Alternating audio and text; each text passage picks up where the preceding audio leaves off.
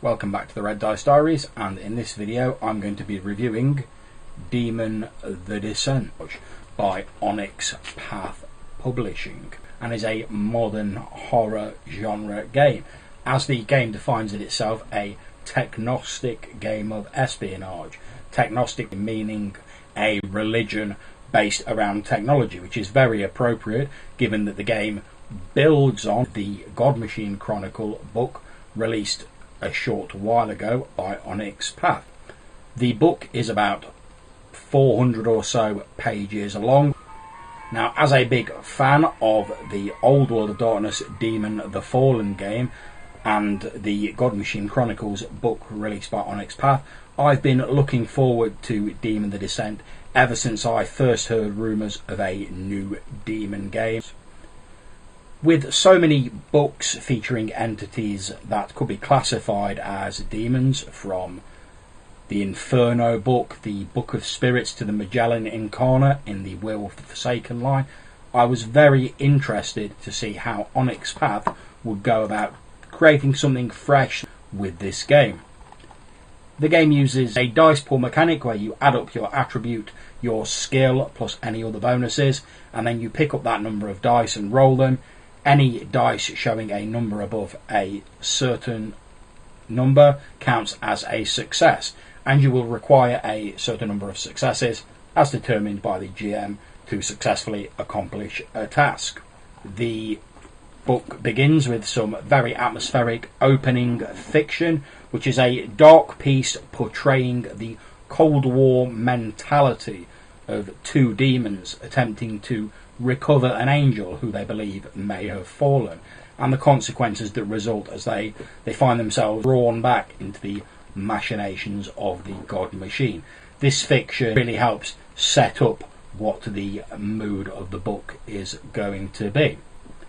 We then move on to the introduction, which provides a nice overview of the game and how the players are going to be portraying fallen angels, rogue subroutines of the God Machine, who have either gained free will from their long association with humanity and have refused to obey their command protocols, or who have been cast out by the God Machine itself.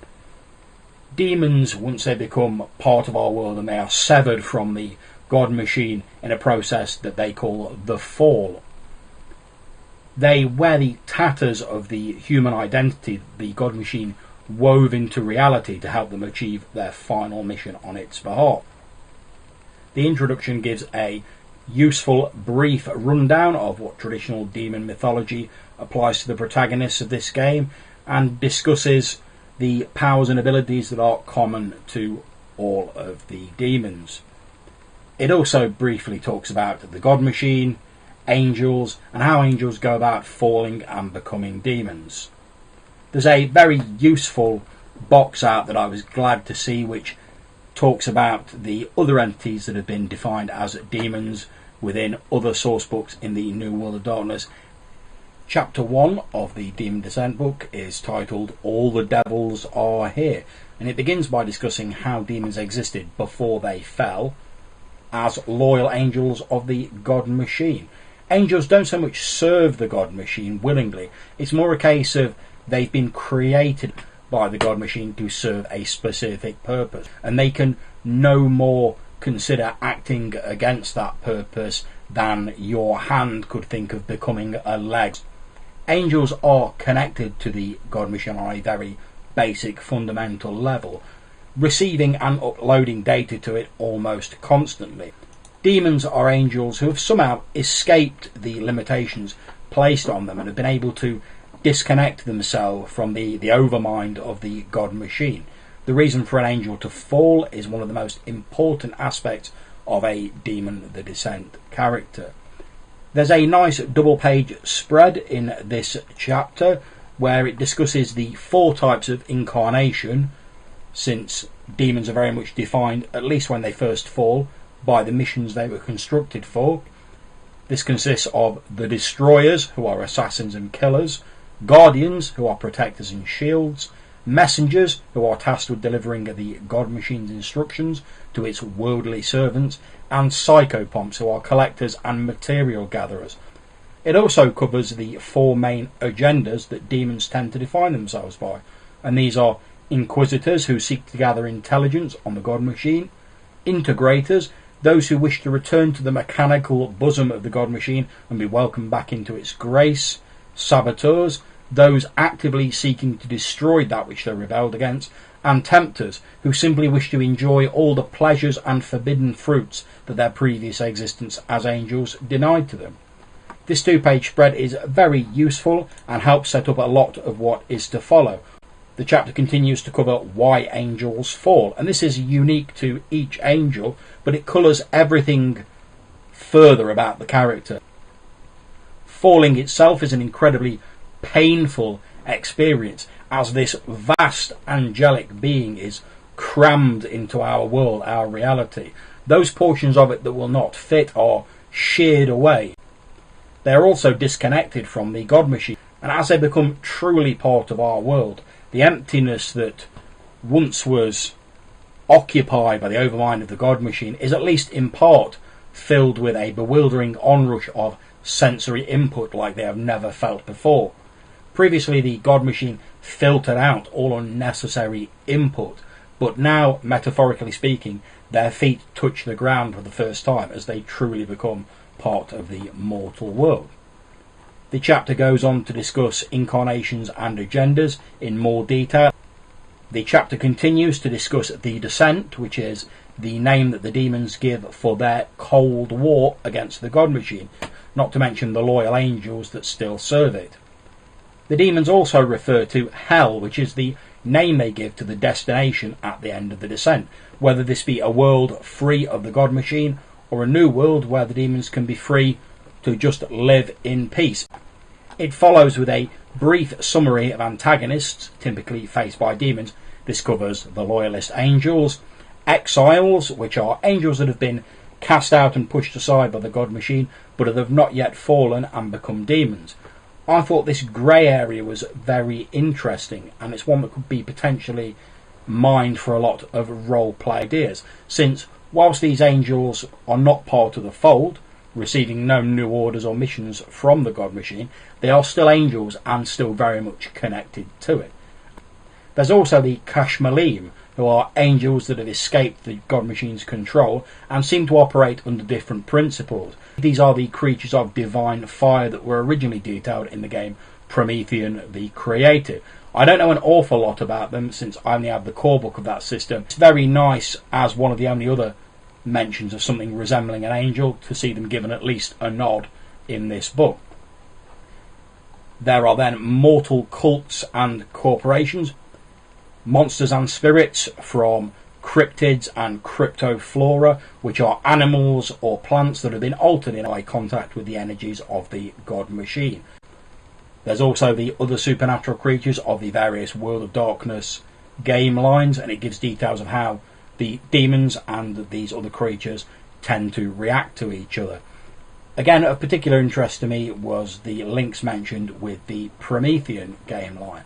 Previously, I've not really seen the game as one I'd be interested in running, but I can certainly see some potential for their use as antagonists or indeed unlikely allies in the Demon Descent game.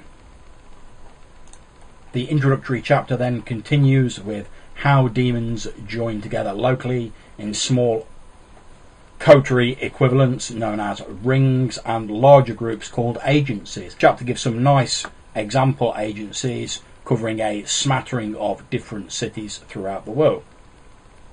We then come to the subject of infrastructure, and these are the mechanical occult structures that the God Machine uses to carry out its will in the world or to summon its angelic servitors into being. These are also detailed in the God Machine Chronicle book. The chapter briefly summarises the types of infrastructure that are used and how the God Machine attempts to piggyback its own workings on mortal organisations and mechanisms as a form of camouflage to blend in with the normal world. Chapter 2 of the book is titled Characters and Traits, and it begins with a basic character creation summary. It instructs you how to allocate the various points and dots on your character sheet. Of particular interest here is the use of cover instead of integrity, which is the traditional morality of the world of darkness as per the God Machine Chronicle rules revision. A demon does not have the standard morality in the same way as some other supernaturals. Instead, the cover rating represents how real the mortal identity is that they wear to hide them from the God Machine. At high levels, they may have a fully realised mortal identity with home, family, friends, etc., whereas at low levels their identity will stand up to less scrutiny. Acting outside of a mortal identity, assuming certain aspects of their demonic form, or using certain powers, degrades the protection this identity provides. There are ways to strengthen covers or to craft new ones entirely, and these are covered later in the chapter. Demons also use powers known as embeds and exploits, and embeds are little sort of back doors built into the code of reality by the God Machine that the demons can tap into, whereas exploits are more gross manifestations of power forced through the same universal principle. And some useful advice is given on running preludes, and an example of character creation follows, along with a quick reference chart, which is very useful. We carry on to a further discussion of incarnations and agendas in some more detail. The icons used for agendas have a very sort of occult, runic look to them, which is quite nice, whereas the icons for the incarnations are glowing glyphs that have a much more mechanical look to them.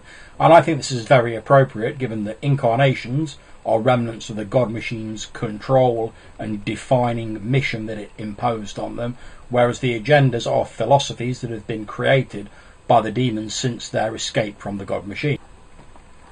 We move on to a more detailed discussion of traits unique to the demon template, and these include premium, which is the trait that determines how well integrated in our world a demon is. As this premium rises, though, demons become more connected to universal principles, and their covers start to fray under the strain of this power, resulting in what are called glitches. And these are odd manifestations or seemingly supernatural characteristics that can afflict the player character.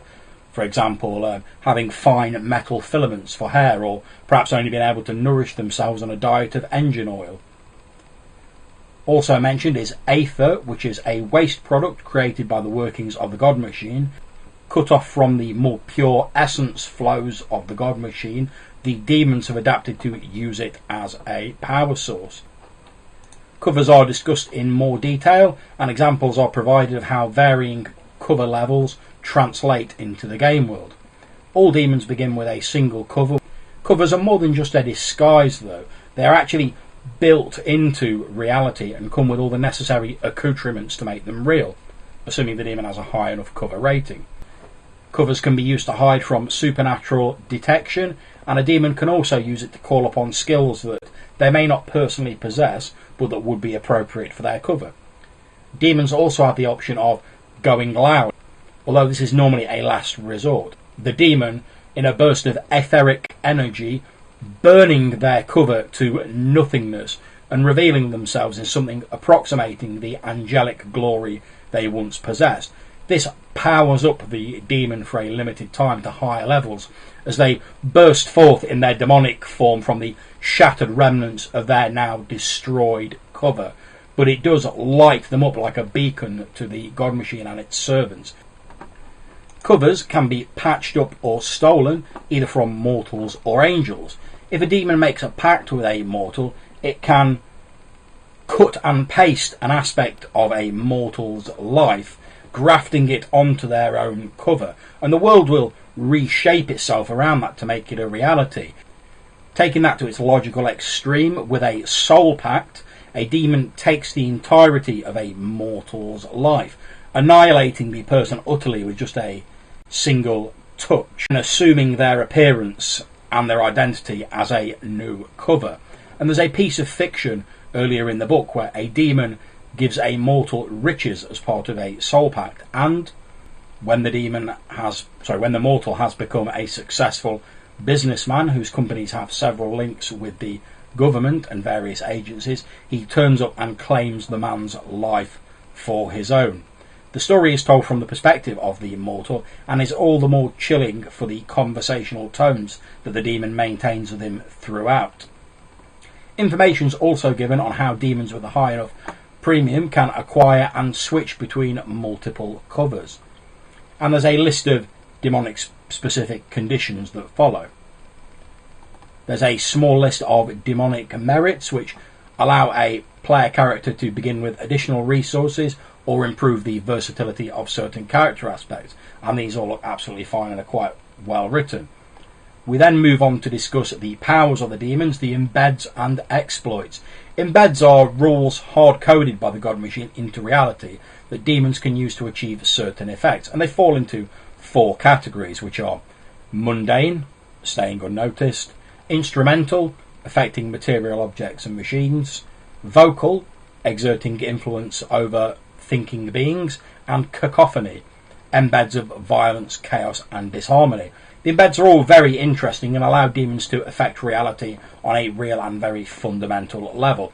These abilities really put me in the mind of powers from sources such as The Matrix, Lawnmower Man, Dark City and numerous others, which is a good thing, and it allows players to really play with reality but in a more structured way than the somewhat more freeform system in the very enjoyable game Mage the Awakening.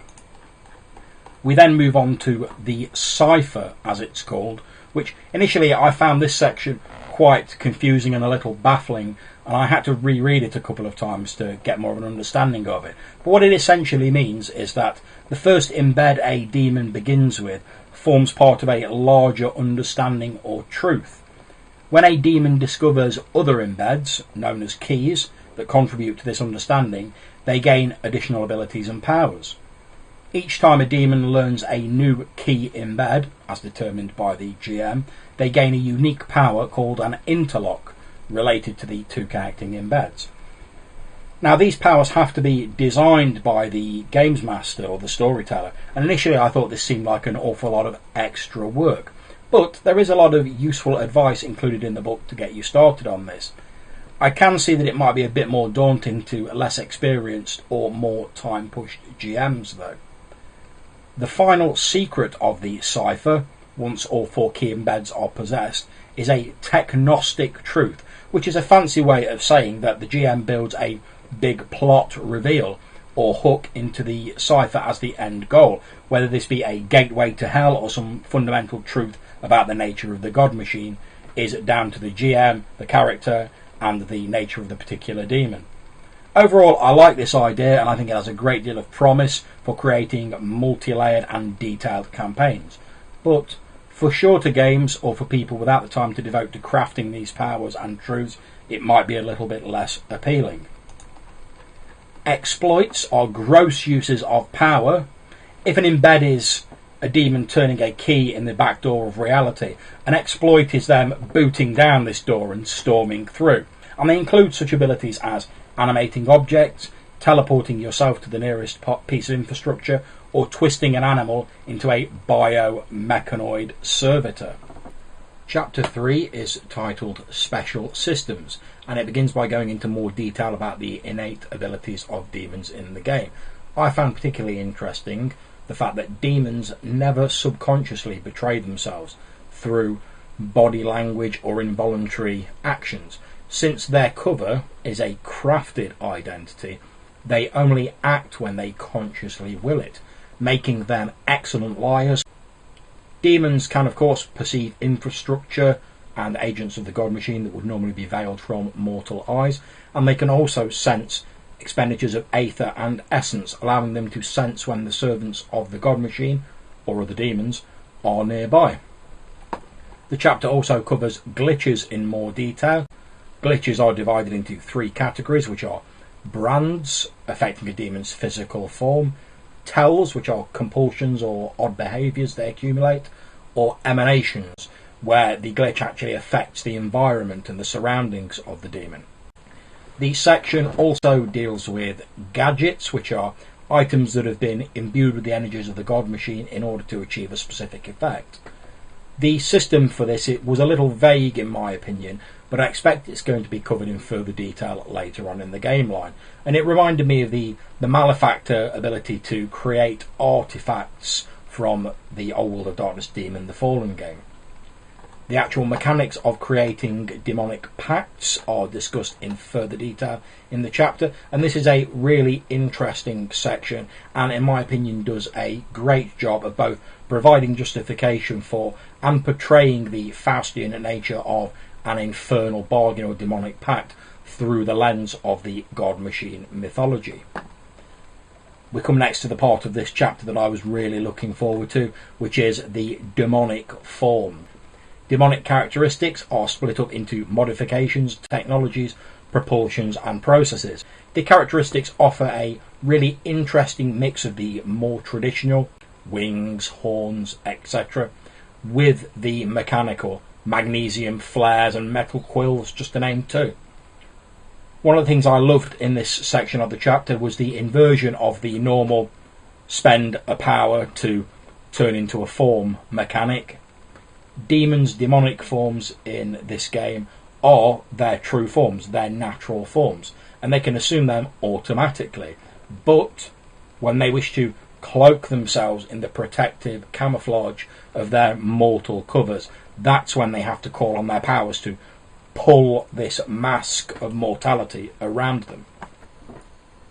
Chapter 4 is the storytelling and antagonists part of the Demon Descent book, and this chapter contains details on the likely enemies, allies that the player characters may encounter during a Demon the Descent game. As former comrades of the demons, a lot of space is given to describing angels in this section, although the actual mechanics for statting them are, I believe, in the God Machine Chronicle book.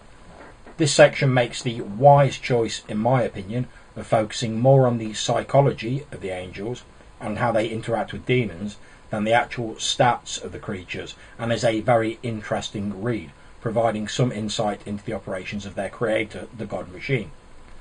We also cover exiles, who are angels that have been abandoned but have not fallen, and they're covered in a bit more detail. I find this a very interesting concept, and there's numerous reasons to why an angel could become an exile, although they are supposed to be quite rare according to the book. Perhaps the target they were sent to protect died before they reached them, or maybe some of the parameters of their mission changed and it became impossible for them to accomplish their original task.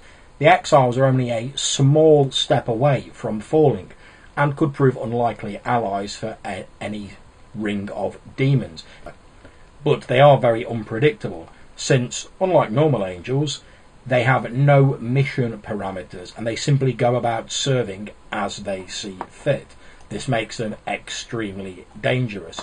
There's some well-written and interesting examples, all of which have a lot of plot hooks which could be picked up on by GM, from the Brilliant, which is a luminous, skinless hunter, to Mr. Shivers, an urban legend-style killer who strikes when the weather is cold to remind people that the world is a cold and uncaring place. Cryptids and stigmatics, which are animals and humans affected by the energies of the God Machine, are covered, and since stigmatics are really, in game terms, just humans with a couple of glitches on them, the book gives only a couple of examples, but they are quite interesting. Cryptids, however, are given a more full design system, and I particularly like how the authors have called on ancient and old urban legends and Forteana, such as the Mothmen, to really bring these antagonists to life. There's also a brief mention given, and a single example, of a human sleeper agent, one programmed by the God Machine to react in a certain way to predefined stimuli, and this is certainly an interesting potential avenue for antagonists, although not a lot of great detail is given, but then again I don't think it really requires it. We move on to the real meat of this chapter, which is the storytelling advice. The game offers some excellent STing advice, painting the mood of the game as a combination of horror and Cold War spy genres. Set against this backdrop, a certain atmosphere of paranoia, doubt and distrust is inevitable, and really creates a compelling genre for the game. The chapter parallels the way in which the God Machine builds and maintains infrastructure with a possible approach to creating a campaign, building it from the ground up. It also provides a number of possible chronicle seeds as starting points for a campaign. These are all quite interesting. Some further advice is also given on creating interlock powers, which is a welcome and much needed, in my opinion, addition to the book, just to make things slightly easier on the GM when it comes to designing these powers. Appendix 1 lists the default setting for Demon the Descent, the city of Seattle, a technological mecca full of young professionals and automated systems, seemingly fertile ground for the God Machine. And this chapter contains everything you would expect from a World of Darkness city write-up: a city map, a potted history of Seattle, general details of the various districts, and focus on a few key NPCs. There are some very interesting box outs which highlight the God Machine activities within the city, but the way in which the city mythology and legend is twisted to take into account the God Machine is very interesting indeed. My favourite bit of this chapter, however, is the notion of splinter or alternate timelines. What do I mean by this? Well, just before the Great Fire of 1889 in Seattle, the God Machine completed an occult matrix, a piece of infrastructure that allowed it to create a splinter timeline, where time remained effectively paused in the era just before the fire. In the main timeline, the city rose from the fires as a technological powerhouse with fresh investment in business, and this saved splinter timeline was no longer required. However, it still exists, and the God Machine didn't delete it. Since then, other time bubbles or splintered timelines have come into existence, and unlike humans, who are largely unaware of the existence of these splinter timelines, demons can, if they're in the appropriate place, move into them, and sometimes their actions echo into the present main timeline. This is very interesting and offers a lot of additional potential plot ideas. It also allows you to potentially play out world-ending or shattering style scenarios in splinters or echoes of historical events without destroying the main timeline. I particularly like the Demon Y2K in the 1999 splinter. In the main timeline, Y2K was a bit of a damp squib like in the real world, and the Angel Y2K remains tucked securely in the background, quietly doing its job. But in the 1999 splinter, the Angel rejected this outcome, falling and becoming a demon. And for a few days at the end of the splinter, before the timeline resets itself, the demon watches as the consequences of its decision play out and the world slowly crashes and burns. Appendix 2 is the Rules Revision Appendix and contains alterations and rules revisions introduced in the God Machine Chronicle, with some tweaks and further explanations. My opinions of the rules remains largely unchanged since the release of the God Machine Chronicle book, and I'll put a link to that video down below. I think the majority of them make sense and are good additions, although a few seem overly complex or a little bit lengthy. Appendix 2 is followed by How an Angel Dies, a pre-written example scenario for Demon the Descent. Now, if you don't want to know anything about this, you might want to fast forward this little bit of the video. The adventure deals with a cult attempt to summon an ancient cryptid known as Marcosias in 1962.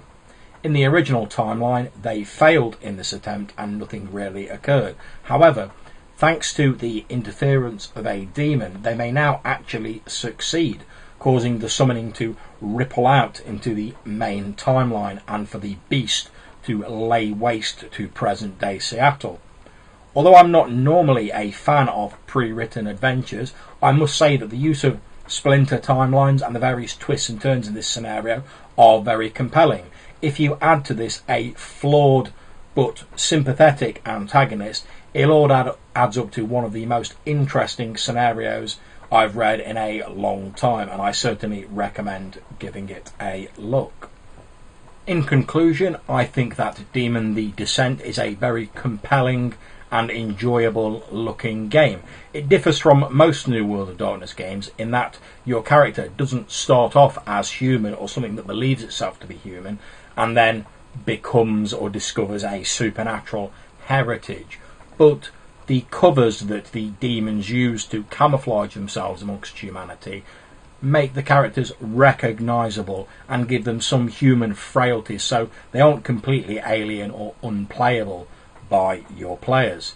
It draws on a diverse range of inspiration and different genres to create a really compelling mix of horror, monstrosity, tense politicking and subterfuge, all intertwined with feelings of personal loss, regret and the notions of rebellion and freedom.